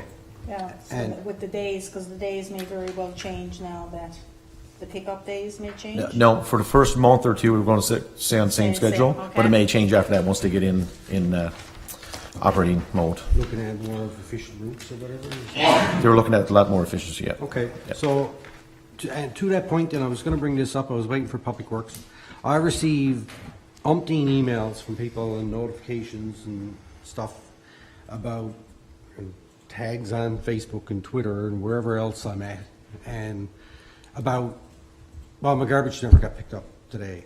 And my answer is always, please send me an email so I can forward to staff and they can follow up with your address and find out why didn't it get picked up or what is it. And the same with speeding.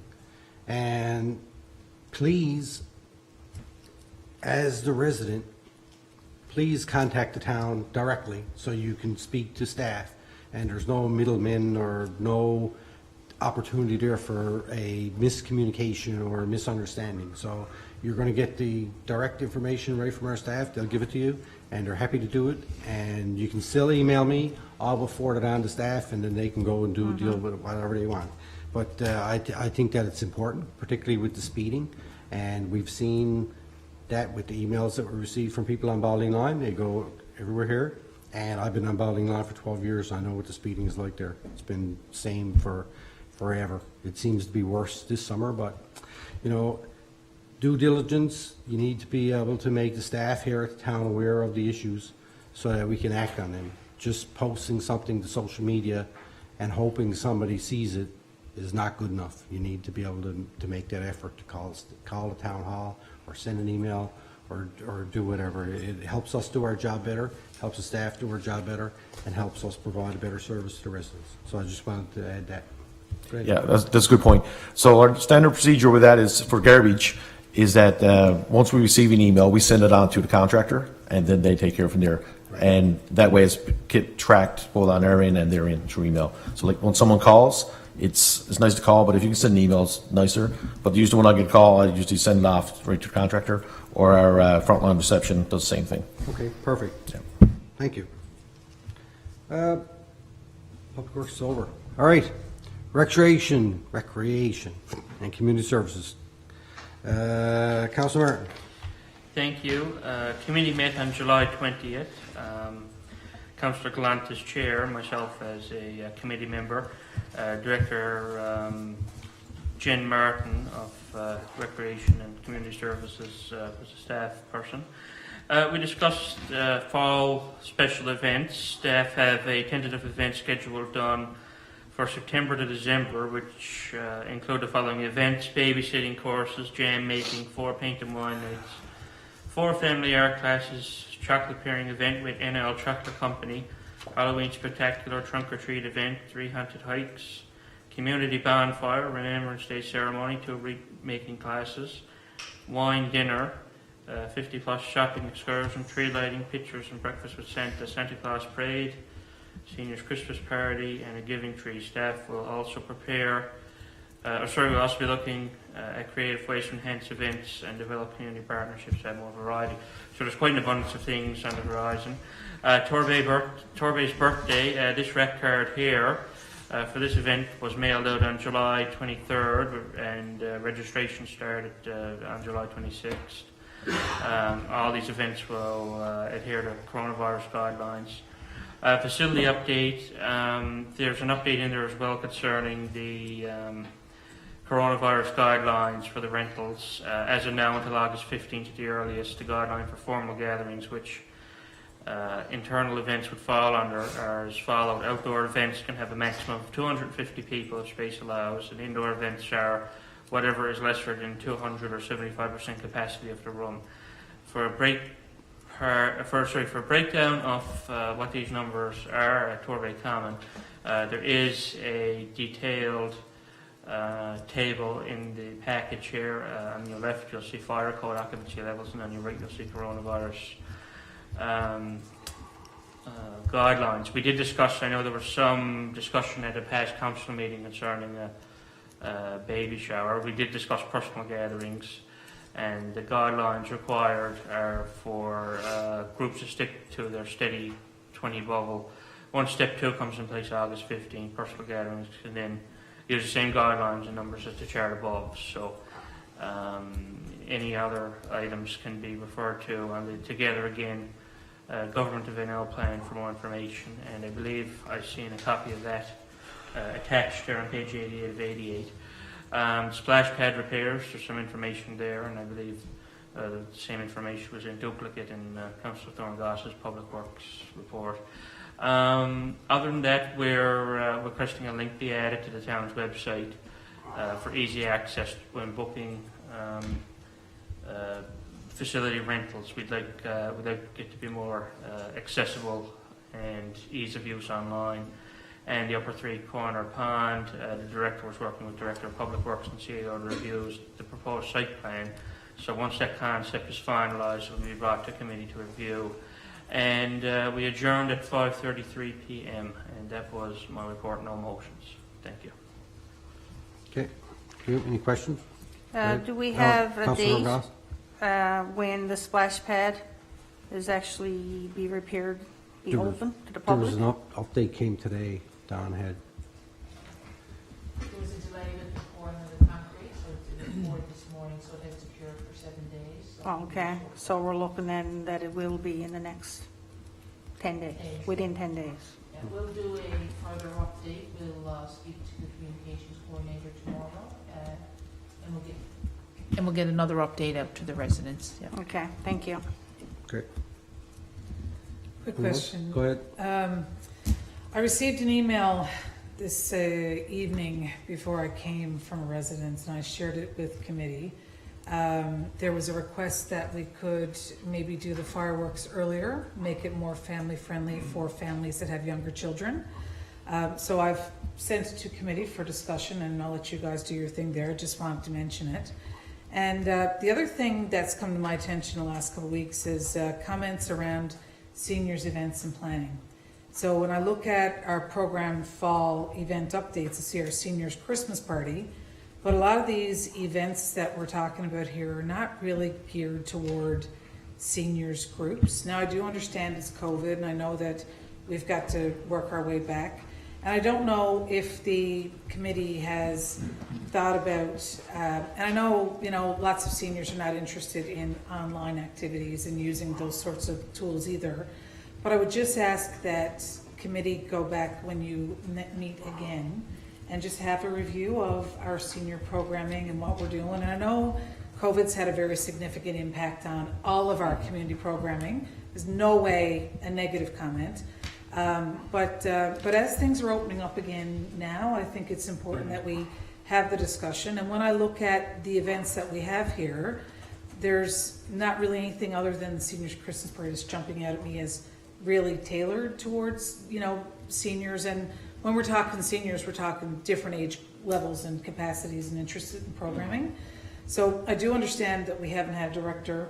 I do understand that, we've had to come through COVID, and oh my dear goodness, what work has gone into trying to get just some programming off the ground. I really get it. I'm going to help softball. I've been dealing with soccer. I've helped the Hockey Association. It's not easy. I get it. I'm just asking that committee go back and review what do we have planned for seniors at different levels of senior participation across the age group of seniors, and see if there's anything else that we have capacity or ability to add into our fall and winter events, pending, of course, how COVID rolls out. Yeah, right? sure. I did receive your email before the meeting concerning the fireworks, so I will review that and respond accordingly. Yeah. Director Martin is away this week, but I believe CAO has some updates on the seniors, or commentary on the seniors programming from a staff perspective. So the minutes reflect the programs under the jurisdiction of the Special Events Coordinator. Right. Does not reflect we have a Youth and Seniors Coordinator on staff as well too, and Kirk is currently developing a slate of programs for Paul that relate to youth and seniors. So I've spoken to the director about that last week, and so there will be a further update that will come through committee and back to council and to residents for diversified programming in addition to what's reflected in the minutes. Okay, and when do we expect that done? Will that be here by the next council meeting, do you think? Well, the director is back probably next Thursday, so I will speak to her to confirm a timeline on that.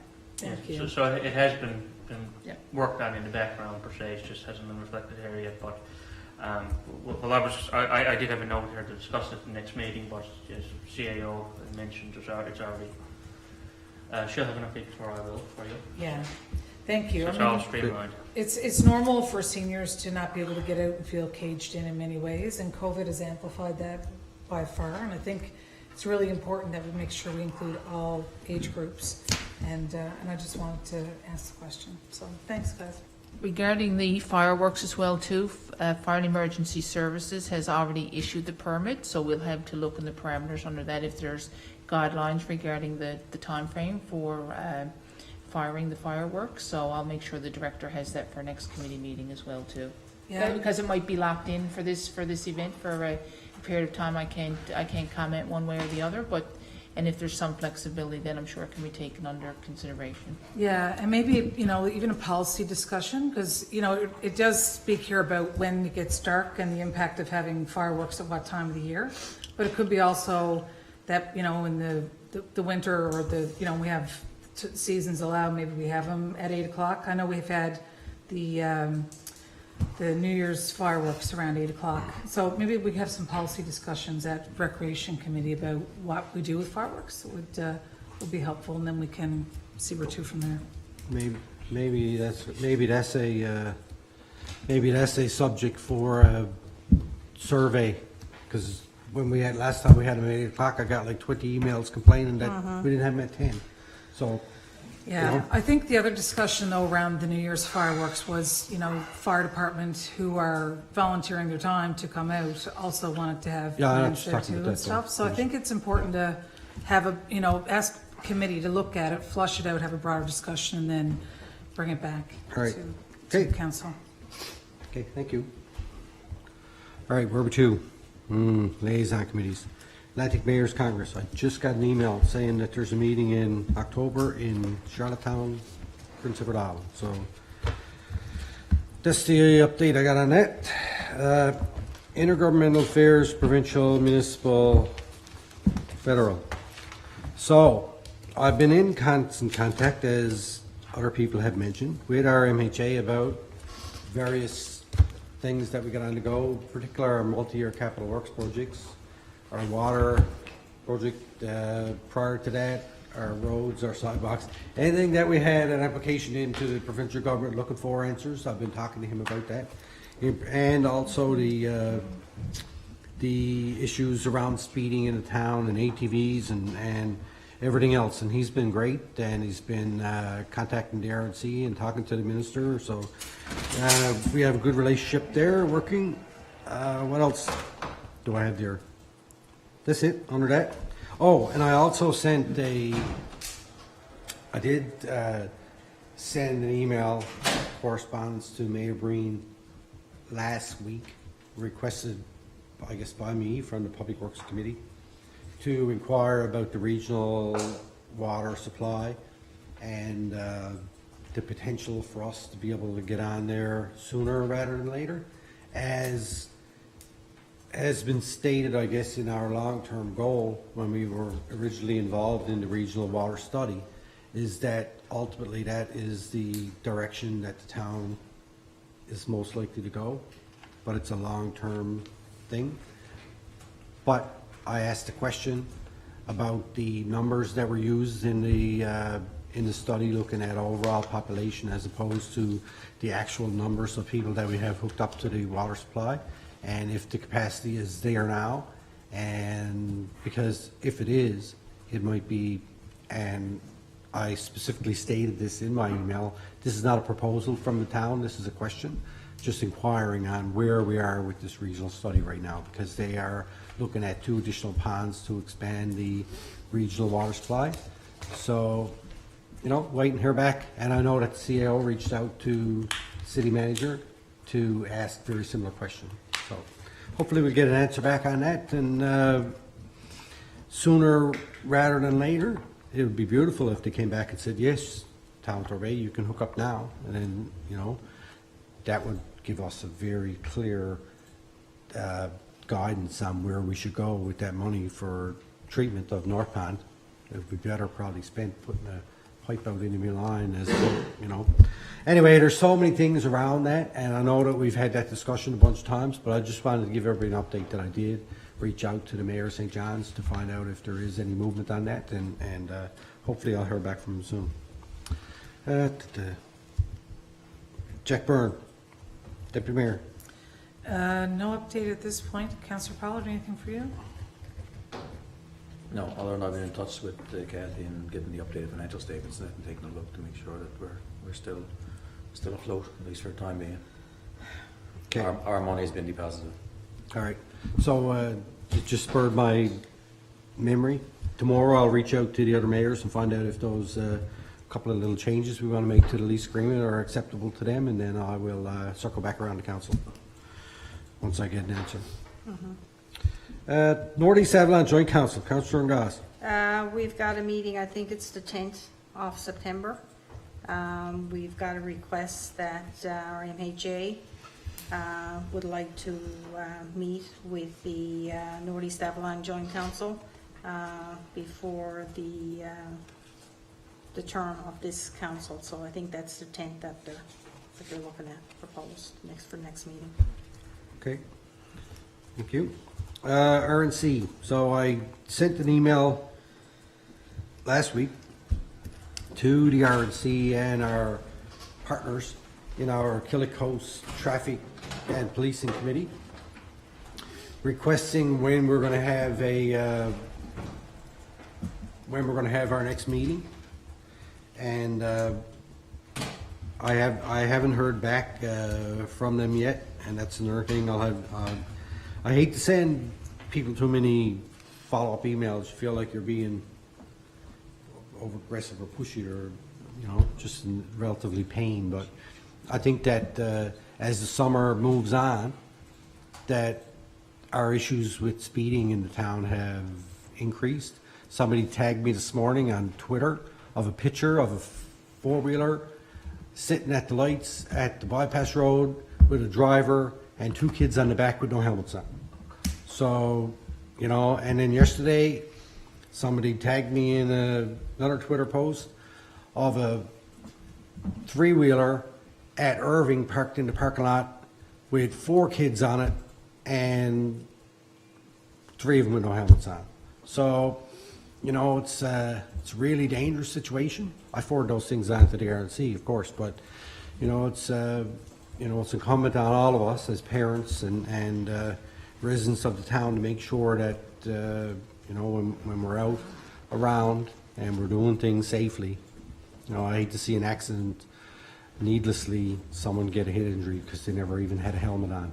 It's one thing to be on the road on your ATV, which is not really advisable, but at least put on a helmet, please. Please, wear a helmet. I'm not going to give anybody a big lecture on driving on the roads because, we live in a kind of a rural, urban town. It's an issue with ATVs. People go in the woods, they do whatever. The RNC has told me they have no issue with people creeping along the side of the road to get to the trail. They'll never give you a ticket for that, but please, please, please put a helmet on your head. I got no more to say about that. All right, Torbay Volunteer Fire Department, Councillor Martin. Thank you. Next Monday night is their regular semi-monthly meeting, and as Councillor Thorne Goss read out there in our planning or Public Works report, there's lots on the move now for the new fire department annex, which I'm sure everyone's excited about. I know I'll certainly like to see it done. And other than that, nothing else to report. No minutes tonight. All right. Thank you. Thank you. UMC. The other day I finalized that my next UMC meeting is going to be in Montpearl on August the 28th, and it's going to be an in-person meeting it's going to be our first in-person meeting of any M&L committee, I think, for the last year and a bit, and I'm really looking forward to it. I contacted Mayor Eaker and asked him would he be interested in hosting, and he took it away and looked at it. They have two separate rooms booked that can accommodate members of councils in one room and staff members in the other to have our regular meeting. It's not going to be as they normally are, where they're usually Friday evening, Saturday, and I think we might do Sunday morning. Usually that's how those meetings go. They're quarterly. This one is just going to be a Saturday from 9 o'clock in the morning until Saturday evening, 5 o'clock or something. So it's just going to be the one day. But it's to me, it's important. It's a start to get back to some semblance of normal when you're having meetings. It's a lot easier to sit around and look at people, and I'm looking forward to hopefully 2 weeks, Don, you think? That we're gonna have people sitting here looking at us, asking questions, and being able to get back in here, and I think that's gonna be a big milestone for us. I know we were sitting at the depot doing our meetings for a long time, waiting for the town hall to get renovated, and finally when we got back in here, COVID hit and drove us out again. So we've been sitting here by ourselves for a year or whatever it is, year and a half. It seems like 10 years for sometimes, but we're working towards getting back to some sense of normal. So we look forward to that, and hopefully watch our meeting announcement for the next meeting to see if you can come in here and spend your evening with us, if you got nothing better to do. So that's all I got to say there. Where are we to? All right, we got no notice of motion. New business, Deputy Mayor. Thank you, Worship. All right, so congratulations. I noticed yesterday, one of the things that struck me was there was a post on Facebook, and Denise Goodyear is a resident and an entrepreneur in the town of Torbay, and she's the owner of Intuitive Media, and she is the current sitting president of Enloe. And as well, Jeannie Stapleton, who's also a resident of Torbay, was also not the one that previously was before Denise, but the last two of three presidents of the Newfoundland Labrador Organization of Women Entrepreneurs have been business owners from the town of Torbay who've held that president's role. And that's a big job, and they have done very well in that role. So I want to do a shout out to them and recognize not only their initiative to start a business and to build that in the community, because that's never easy starting your own business, but also to volunteer their time, because they're supporting women provincially with their business development, and everywhere from here to Nain. It's just amazing. So I wanted to do a shout out to them and say thank you, and congratulations for achieving that, because that's quite an achievement. I also want to talk about transparency and accountability, and a lot of residents have been asking questions about transparency and accountability. And I'll be honest, I've been asking questions about transparency and accountability. And we have a discretionary application that's out in the public now that I'm looking at, and I pulled some information from it, and I've asked for an update on the file, and I did receive that. Thank you, Don, for providing it. But when I go back and I look at this one in particular, it talks about how there was action taken by the business owner to clear land without a permit, and then the situation rolled out where there was an application made, and there was significant resident feedback. There was resident feedback in the emails that came. The words were, received a number of responses to the public notification process, including concerns about construction having commenced without the permit. And then my understanding is that it came back, and then there was a application for residential. And so I pulled that out, and the permitted uses for residential are single dwelling and recreational. But when you look further, discretional comes into light industry. And then when the residents reached out and asked what was happening, they were told, oh, this is a residential development.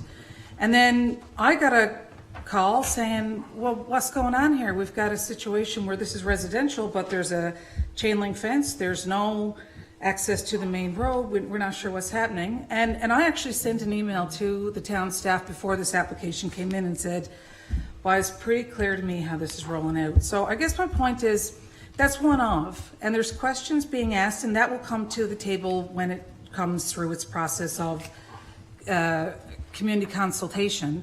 But I want to be clear that I feel it's important that this is not just a one-off application. There's a history here of the current application that's there, the past applications that were there, the fact that work was done, we had to issue a stop work order.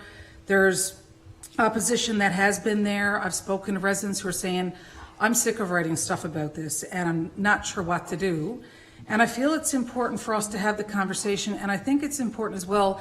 There were pieces, as I could find in here, that were required to be met around storm, Deputy Mayor? detailed Run out- runoff and those run sorts out of of- things. run out of time. I know I'm out of time, but I just want to be clear that all the conditional things that were in here expected for that approval of that application, I want to see all of that in the council All right. package when this comes forward. Okay. So residents are asking. Deputy Mayor, for you're out of this- time. I understand that. My And last you're- point is, And this is outside residents of... are asking for information, and I'm asking for Mayor, information. you're out of time. And it's important that we have Order, please. accountability and transparency at the town of Torbay. Order. Thank you. I'm good. Order. I guess, well, two things. You went over your time, that's okay. 1 minute and 23 seconds, I apologize. But secondly, that is not really a new business go-around type thing according to our rules. If it's something that requires more discussion and more issue around for staff and council to look at. So, anyway, it's okay for now, but... You tell me how that doesn't meet the rules of new business. It doesn't. I can tell you right now. If you want me to check the rules. Go ahead. Dun-dun-dun. Where are my two? I'll check right there.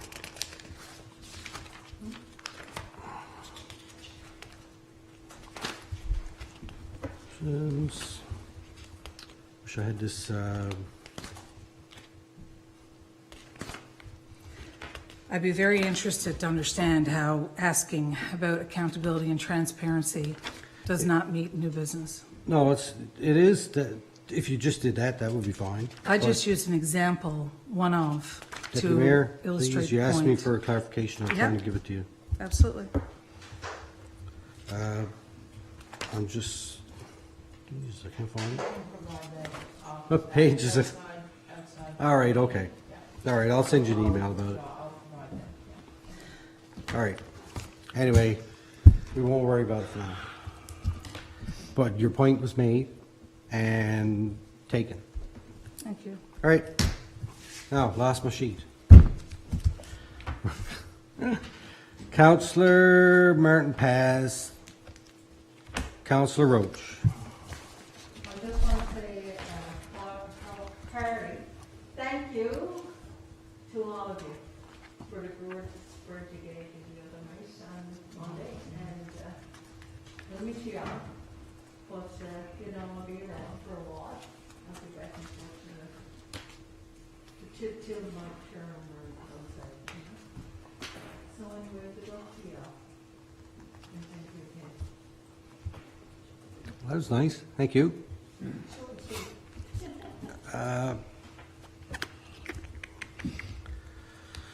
Councillor Pollard pass. Councillor Goss pass. I guess back around to me. All right. I just want to say, well, I think that over the last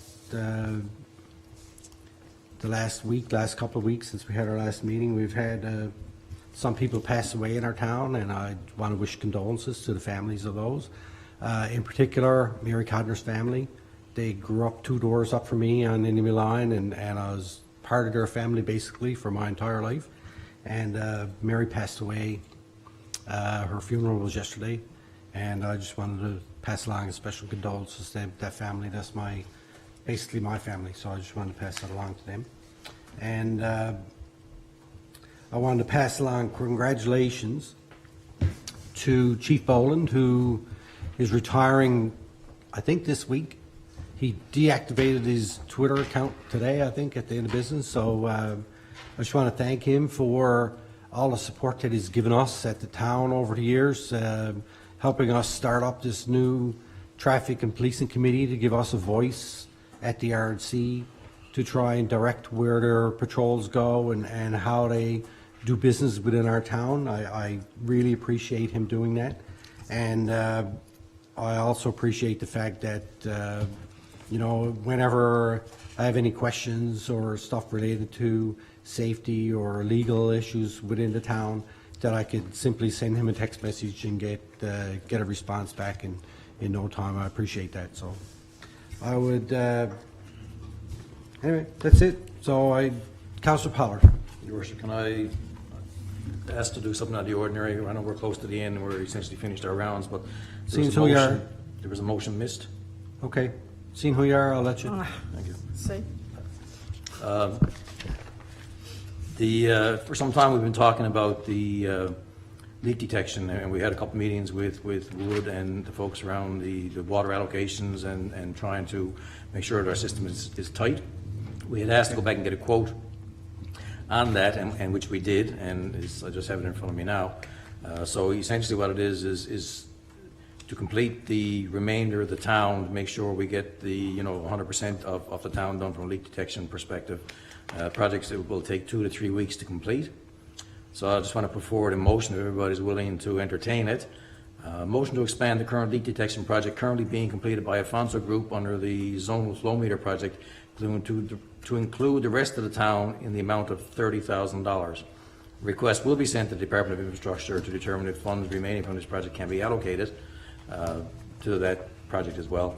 But the project will take 2 to 3 weeks. So regardless if we get the approval from the department or not, I think we should go ahead and do it. So moved. Second. Moved and seconded. Comments, questions? Is this in the package? No. No. So this hasn't been provided for public review? No, neither was the one that we passed for the Public Works one.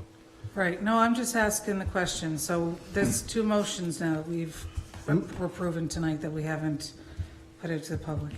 Yep. Well, sorry, Councillor Roach. It's all right. I was going to say that I don't think it's a surprise to anybody, because we've talked about it on a number of occasions in terms of the allocations and our issues around development and things of that nature, and the need to make sure that this project identifies, or at least try to come up with the reason why our outflows from the pond seem so much greater. And we all were in agreement to do that. So yes, while it's unfortunate, I think when we talked about it last, we had expected that this work probably would have been already done now, if not. But now we're still in the process of talking about it. We're still 2 or 3 weeks away from having it done. So Okay. apologize to the public for that, but I think it's something we need to do. So. All right. Well, a motion is in order. It just depends on how many people votes in favor of it, if it passes or not. Because I think if it's not on the agenda, it requires 2/3, right, Don? From the floor. 2/3. And just, Mayor, to reference, the Committee of the Whole minutes dated July 19th that are in this council package reference the motion to get to confirm the cost and the time frame for the Okay, leak all right. detection. Okay, thank you. All right. When did you receive that information, Councillor Pollard? 5 minutes ago. Okay, thank Okay. you. It's an important piece of work, and we need to get it done, so. We talked about it at our Public Works Infrastructure meeting. Okay. We talked about it at the Committee of the Whole meeting, the importance of it. And when we had the engineer in here a few weeks ago, we had thought, like Councillor Pollard had said, and it's something that needed to be done, and we said that we would bring it forward. So it was an error on part of, with regards to being in the minutes. I knew it was there, so anyway, All right. that's it. I just Okay, that's fine. forgot to had it included, so I guess I'm asking for everybody's to support this. Is a very important piece of work that we need to get done to move along with some decisions that we have to make. Okay. Anybody else have additional comment? No. All right, all in favor? Aye. Opposed? Carried. Well, all righty then. So, where am I to? New business, we're all done? Question and answer. Don, did any questions come in? No. Okay. Our next public council meeting will take place here, August 9th, 2021, 6:30 p.m. With that, I would entertain a motion to adjourn, please. So moved. Second. Moved and seconded, all in favor? Aye. Aye, opposed, carried. You don't have to go home, but you can't stay here. Thanks, Tony. Kim?